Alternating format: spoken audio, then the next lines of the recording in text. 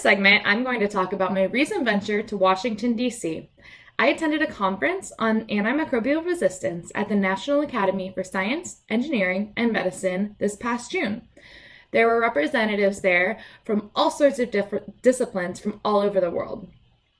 I heard talks from multiple stakeholders in antimicrobial resistance, such as human physicians, veterinarians, environmental scientists, members of the Center for Disease Control, which is a U.S. National Public Health Agency, and so much more.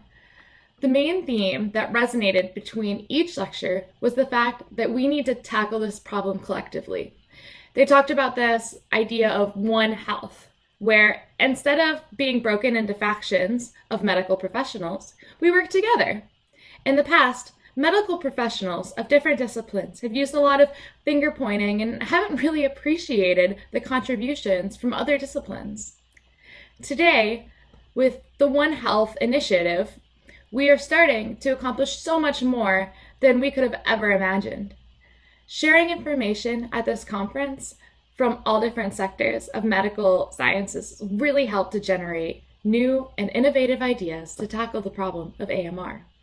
After 2 days of lectures, I learned about the AMR problem and solutions being developed in communities such as aquaculture, agriculture, food animal medicine, human medicine, and so much more. However, the big gap that I noticed was in companion animal medicine. Little doggies. There were a lot of talks about clinical antibiotic use for humans and for food animals, but there wasn't really anything about companion animals and use in pets. At the closing discussion board, I mentioned this gap. That subject was immediately added to the list of topics to discuss. We proceeded to discuss about how some countries have little to no guidelines and regulations available in companion animal medicine, and how we need to make a movement towards behavioral change with companion animal veterinarians, just as we have with food animal and human physicians.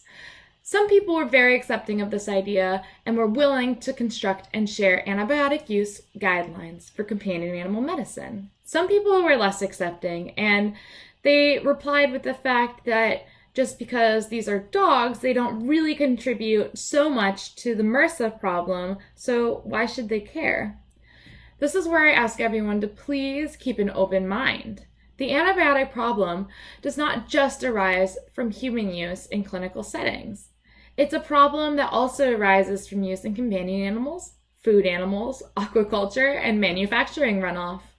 Just because AMR in a dog doesn't always transmit to a person, AMR in dogs definitely affects other dogs and companion animal species. A lack of direct public health significance doesn't mean that it isn't an important issue for animal health.